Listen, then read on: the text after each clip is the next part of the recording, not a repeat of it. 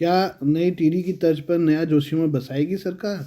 लेकिन कहाँ, जोशीमठ बचाओ संघर्ष समिति ने नया जोशीमठ बसाने की मांग की है, लेकिन उत्तराखंड के लगभग 500 गांव पहले से ही इस कतार में हैं।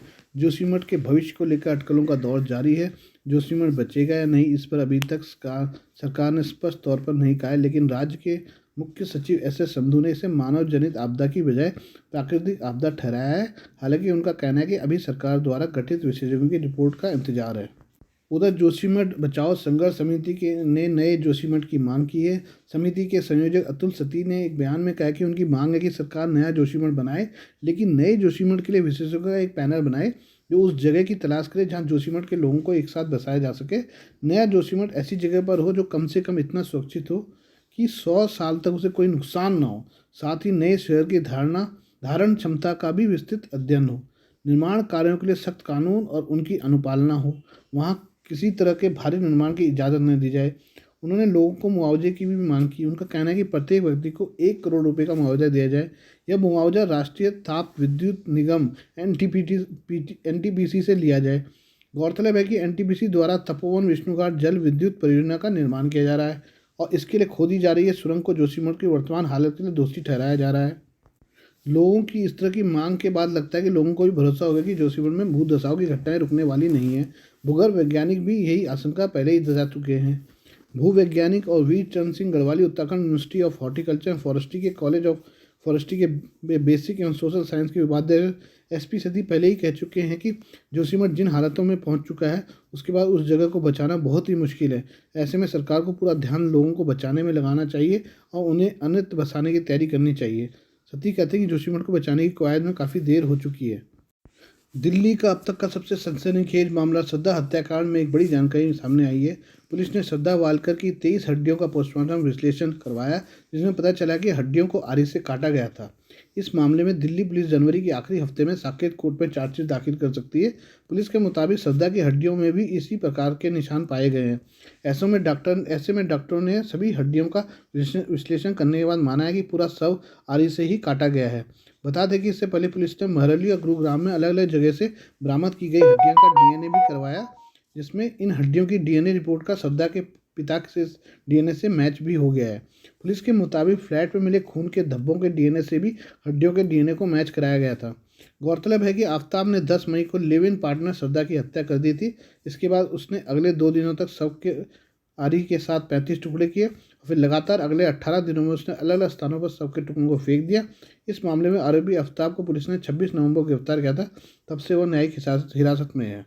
पाकिस्तान के बारे में बात कर लें। भारत के खिलाफ जहर उगलने वाले पाकिस्तान के विदेश मंत्री बिलावल भुट्टो और उनका पूरा विदेश मंत्रालय टेंशन में है। बिलावल भुट्टो और उनके विदेश मंत्रालय के टेंशन की वजह चीन है, जिसकी दुखती रग पर पाकिस्तान ने हाथ रख दिया। दरअसल चीन के चेंगडू शहर में स्थित पाकिस्तानी महावाणिज्य दूतावास के ट्विटर अकाउंट ने उइगर मुस्लिमों के अधिकारों को लेकर एक विवादित ट्वीट कर दिया। इस ट्वीट के बाद पाकिस्तानी सोशल मीडिया में बवाल मच गया और विदेश मंत्रालय ने ट्वीट करके सफाई दी कि इस अकाउंट को हैक कर लिया गया है। इस पूरी घटना के करीब 24 घंटे बाद भी विवादित ट्वीट को पाकिस्तान सरकार डिलीट नहीं कर पाई है।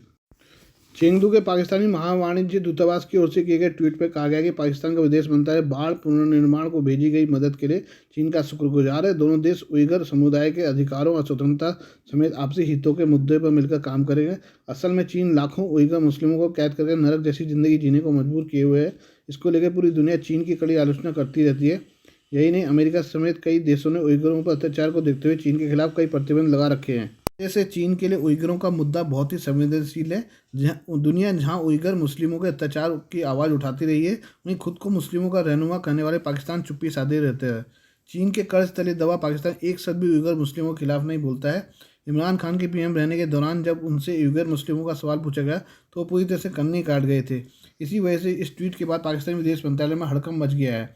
पाकिस्तान के विदेश मंत्रालय ने शुक्रवार को पहले एक ट्वीट किया और फिर उसे तत्काल डिलीट कर दिया। इसके बाद दोबारा किए गए ट्वीट पर उसने दावा किया कि पाकिस्तानी महावाणिज्य दूतावास के अकाउंट को हैक कर लिया गया है। पाकिस्तानी विदेश मंत्रालय के प्रवक्ता मुमताज़ जहरा बलोच ने कहा कि आज के दिन इस अकाउंट से किया गया ट्वीट न तो पाकिस्तानी काउंसलेट ने किया है और न ही पाकिस्तानी सरकार के आधिकारिक रूप को दिखाता है। ऑटो एक्सपो 2023 में अलग अलग कंपनीज ने अपनी इलेक्ट्रिक और हाइब्रिड कारें पेश की। वहीं पुणे की स्टार्टअप कंपनी वेवी मोबिलिटी ने देश की पहली सोलर इलेक्ट्रिक कार ईवा का खुलासा किया है। आइए जानते हैं इसके बारे में। ईवा एक मिनी सोलर इलेक्ट्रिक कार है। इसे चलाने के लिए बिजली खर्च नहीं करनी पड़ती है, बल्कि इसे केवल धूप से चार्ज करके चलाया जा सकता है। इस कार को ट्रैफिक में चलाना बेहद आसान है और छोटे साइज की वजह से तंग जगहों पर भी पार्क हो जाती है। ईवा में air condition, Android auto, Apple car play connectivity, 6 तरह से एडजस्ट होने वाले ड्राइवर सीट और एक पैनोरामिक सनरूफ दिया गया है। 2 सीटों वाली स्मार्ट कार में चार्जिंग के लिए छत पर सोलर पैनल लगाया गया है। इस सोलर कार में 6 kilowatt liquid cooled PASM electric motor है। ये 14 किलोवाट आवर के बैटरी पैक से बिजली लेता है। घर पर इसे 4 घंटे फुल चार्ज किया जा सकता है। वहीं चार्जिंग स्टेशन में केवल 45 मिनट में 0 से 80% तक चार्ज हो जाती है। एक बार चार्ज करने पर यह सोलर कार 250 किलोमीटर की रेंज दे सकती है। कंपनी इसे 2024 में भारत में लॉन्च करने की योजना बना रही है। एक्सपो के दूसरे दिन मारुति सुजुकी ने अपनी बहुप्रतीक्षित मॉडल मारुति जिम्नी को लॉन्च किया है। आकर्षक लुक और दमदार इंजन क्षमता से सजी इस ऑफ रोडिंग SUV के 5 डोर वर्जन को पेश किया गया है। हालांकि इसके 3 डोर वर्जन को कंपनी इससे पहले भी शोकेस कर चुकी है, लेकिन 5 डोर वर्जन का इंतजार लंबे समय से हो रहा था। इस SUV के पेश होते ही इसकी तुलना बाजार में मौजूद महिंद्रा थार से शुरू हो चुकी है। ज़्यादातर लोगों ने सवाल है कि आखिर महिंद्रा थार और मारुति जिम्नी में कौन ज़्यादा पावरफुल है। मारुति सुजुकी जिम्नी, यदि इसके साइज़ की बात करें तो इसकी लंबाई 3985 मिलीमीटर, चौड़ाई 1645 मिलीमीटर और ऊंचाई 1720 मिलीमीटर है। वहीं इसका व्हील बेस 2590 मिलीमीटर है। जो SUV के पिछले हिस्से में जो स्पेयर व्हील दिए गए हैं वो इसके प्रॉपर ऑफरोडिंग SUV लुक देते हैं। बॉक्सी डिज़ाइन वाले इस SUV को 2 रंगों में पेश किया गया है, एक स्टील ग्रे और दूसरा लेमन ग्रीन। हालांकि कंपनी इन रंगों को दूसरा नाम देती है। वहीं महिंद्रा थार की लंबाई 3985 मिलीमीटर, चौड़ाई 1820 मिलीमीटर और ऊंचाई 1855 मिलीमीटर है। इस ऑफरोडिंग SUV में 2450 मिलीमीटर लंबा व्हील बेस दिया गया है। यहाँ ये ध्यान देने जरूरी है कि महिंद्रा थार केवल 3 डोर वर्जन में ही उपलब्ध है। इन दोनों SUV की लंबाई एक समान है, लेकिन चौड़ाई में थार ज़्यादा स्पेस प्रदान करती है। वहीं 3 डोर वर्जन होने के बावजूद थार और जिम्नी के व्हील बेस में कोई ज़्यादा अंतर नहीं है। मारुति जिम्नी में कंपनी ने पुराने K15B इंजन का इस्तेमाल किया है, जो कि संभव है कि 4 स्पीड टॉर्क कन्वर्टर ऑटोमेटिक या 5 स्पीड मैनुअल ट्रांसमिशन के साथ पेश किया जाए। इसी इंजन का इस्तेमाल 3 डोर वर्जन में भी किया गया था, जो कि 105 हॉर्स पावर की पावर जनरेट करता है, 134 Nm की का पीक टॉर्क जनरेट करता है। इसके अलावा इसमें माइल्ड हाइब्रिड तकनीक का भी इस्तेमाल किया गया है, जो कि निश्चित रूप से इसके माइलेज को बेहतर करने में मदद करेगा। वहीं नई एंट्री लेवल महिंद्रा थार को पेट्रोल और डीजल दोनों इंजन विकल्प के साथ पेश किया गया है। इसके रियर व्हील ड्राइव वेरिएंट के डीजल वर्जन में कंपनी ने 1.5 लीटर की क्षमता का D117 डीजल इंजन दिया है, जो कि थार को जब पहली बार बाजार में उतारा गया था उस वक्त देखने को मिला था। ये इंजन 117 bhp की पावर और 300 Nm का टॉर्क जनरेट करता है। इस इंजन को 6 स्पीड मैनुअल ट्रांसमिशन सिस्टम से जोड़ा गया है। वहीं पेट्रोल वर्जन में कंपनी ने 2.0 लीटर की क्षमता का टर्बो पेट्रोल इंजन का इस्तेमाल किया गया है, जो कि 150 bhp की पावर और 320 Nm का टॉर्क जनरेट करता है। इस इंजन को 6 स्पीड ऑटोमेटिक गियरबॉक्स का भी विकल्प मिलता है। पावर आउटपुट के मामले में केवल पेट्रोल इंजन की तुलना करेंगे, क्योंकि जिम्नी केवल पेट्रोल इंजन में ही आएगी। इस मामले में थार का इंजन बड़ा है तो वो ज़्यादा पावरफुल साबित होता है। दिलचस्प बात यह है कि जिम्नी में कंपनी ने ऑल व्हील ड्राइव सिस्टम दिया है, जो इसे अपने सेगमेंट की सबसे किफ़ायती 4 व्हील SUV बनाने में मदद कर सकता है। अब ये देखने वाली होगी कि कंपनी इसकी शुरुआती कीमत क्या तय करती है। आइए अब हम थोड़ा ग्लेशियरों के बारे में भी बात कर लें। 1994 से 2017 के बीच ग्लेशियरों द्वारा खोई गई बर्फ़ की मात्रा लगभग 30 ट्रिलियन टन थी। जलवायु परिवर्तन और बढ़ते तापमान के कारण ग्लेशियर अभूतपूर्व दर से घट रहे हैं। एक नए अध्ययन ने चेतावनी दी है कि भले ही हम वैश्विक तापमान वृद्धि को पूर्व औद्योगिक स्तरों से 1.5 डिग्री सेल्सियस तक सीमित करने के पेरिस जलवायु समझौते के लक्ष्य का पालन करते हैं, लेकिन पृथ्वी के आधे ग्लेशियर 2100 तक गायब हो जाएंगे। साइंस जर्नल में 5 जनवरी 2023 को प्रकाशित अध्ययन के निष्कर्षों में कहा गया है कि अगले 30 वर्षों के भीतर कम से कम 50% नुकसान होगा। कार्नेगी मेलन यूनिवर्सिटी के ग्लेशियोलॉजिस्ट और रिपोर्ट के प्रमुख लेखक डेविड रेंस ने CNN को बताया कि इन ग्लेशियरों का नुकसान विशेष रूप से समय के स्थिति के साथ जो हमारे जीवन काल या हमारे बच्चों के जीवन काल के भीतर है, वास्तव में परेशान करने वाला है। उपग्रह चित्रों का विश्लेषण करने के बाद राउस और उनकी टीम प्रत्येक ग्लेशियर के अनुमानों के साथ आई है। यदि ग्लोबल वार्मिंग 2.7 डिग्री सेल्सियस की वर्तमान दर पर जारी रहती है तो 68% ग्लेशियर गायब होने से नुकसान अधिक गंभीर होगा। यदि ऐसा होता है तो अगली सदी के अंत तक मध्य यूरोप, पश्चिमी कनाडा और संयुक्त राज्य अमेरिका में व्यावहारिक रूप से कोई ग्लेशियर नहीं बचेगा।